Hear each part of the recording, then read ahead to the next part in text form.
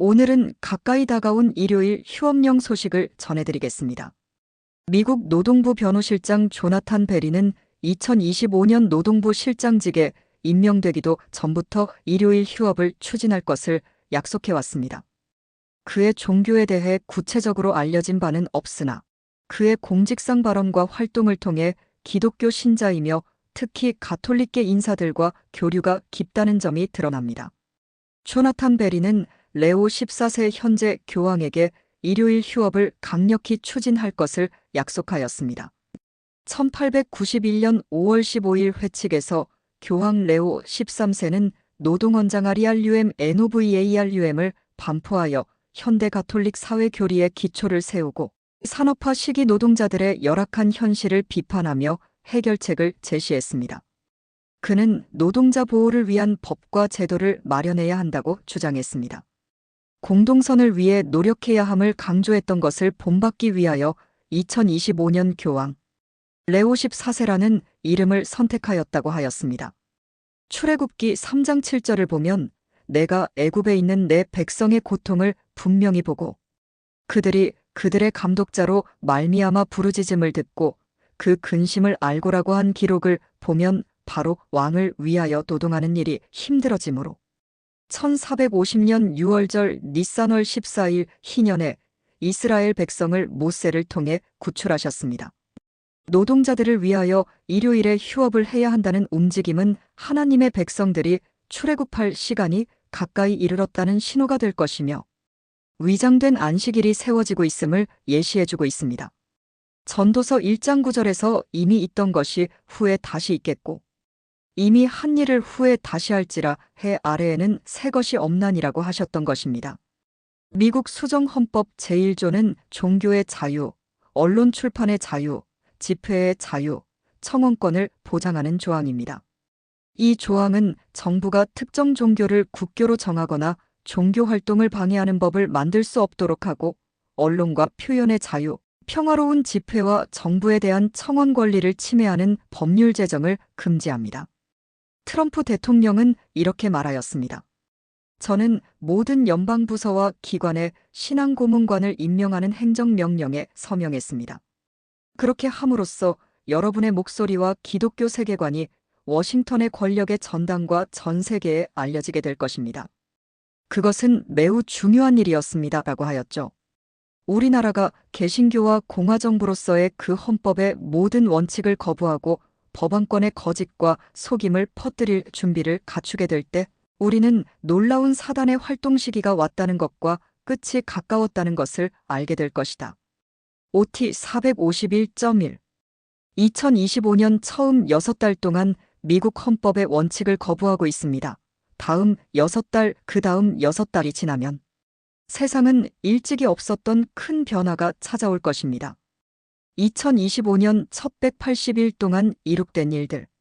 치칠 정상회의는 가톨릭 기독교에 대한 자신들의 세계관을 내세우고 2025년에 이륙법령을 제정할 것을 주장함. 빅테크는 이미 바티칸과 협정을 체결함.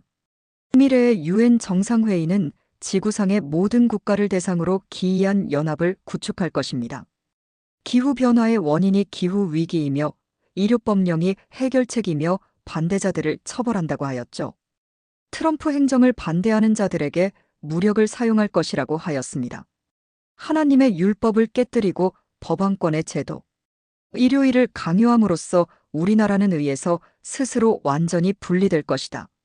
개신교가 로마의 세력과 손을 잡기 위하여 구렁을 넘어 손을 뻗었던 때는 1982년입니다. 요한 바오로 2세와 레이건 대통령이 그해 6월 7일 바티칸에서 구렁을 넘어 회담을 가졌습니다. 요한 바오로 2세는 재임 기간 동안 총 129개국을 방문했습니다. 이는 역대 교황 중 가장 많은 나라를 방문한 기록입니다. 그러므로 총 104회의 해외 순방을 했습니다. 모국인 폴란드를 9번 방문했으며 프랑스 8번, 미국 7번, 멕시코와 스페인을 각각 5번 방문했습니다. 폴란드와 같은 공산 국가들을 무너뜨리는 일을 한 것입니다. 한국은 1984년과 1989년 두 차례 방문했습니다. 이러한 활발한 해외 활동으로 그는 행동하는 교황으로 불렸으며 총 이동 거리는 약 72만 마일 약 116만 킬로미터에 달합니다. 321년에 콘스탄틴 황제가 멸망에 가증한 일요일을 세웠고 325년 니케아 종교회에서는 멸망에 가증한 삼위일체 교리를 세웠습니다. 1582년 10월 5일에는 그레고리 교황은 멸망에 가증한 토요일을 세웠습니다.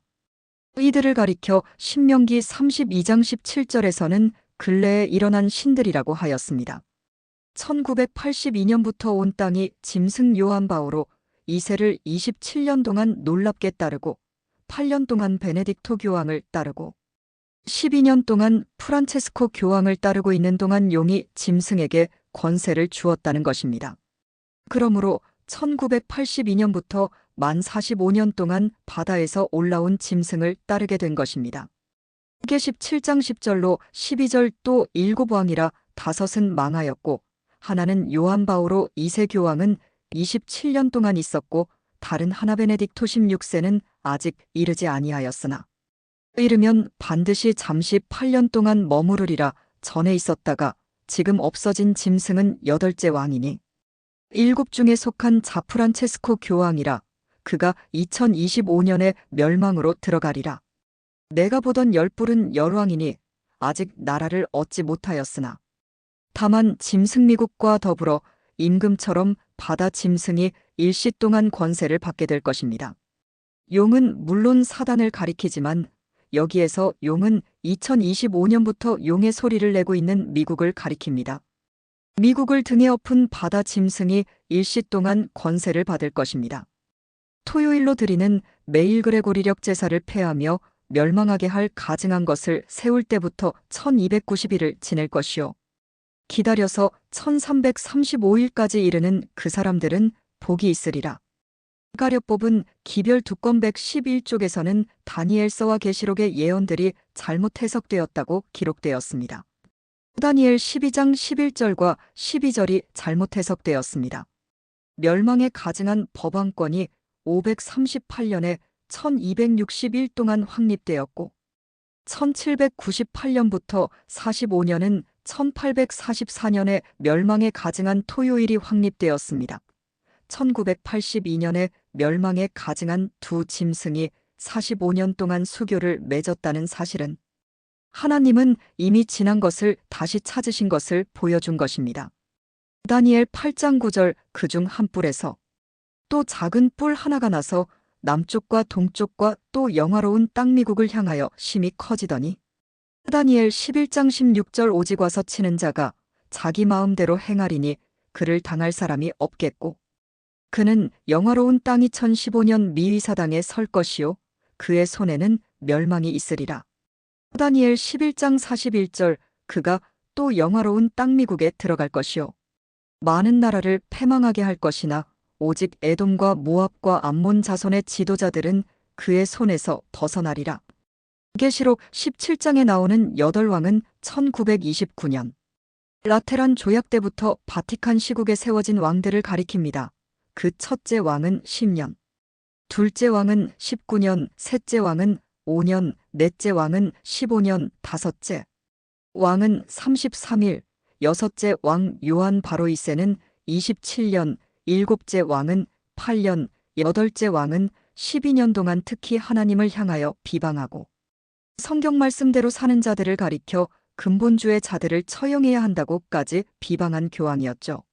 33일 동안 통치한 왕을 제외한 7교황이 총 25년 동안 통치하였고 바톤을 이어받은 땅의 짐승 트럼프는 일시 동안 용의 권세를 행할 것입니다.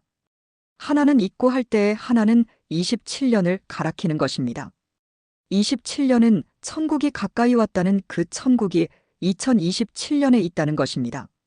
멸망하게 할 삼위일체설을 라오디게아 교회가 도입한 1980년과 2년 후 1982년에 개신교 미국과 로마교 사이에 수교가 이루어진 후에 1290일부터 45일을 기다력서 1335일에 이르면 2025년과 2027년이 되겠습니다.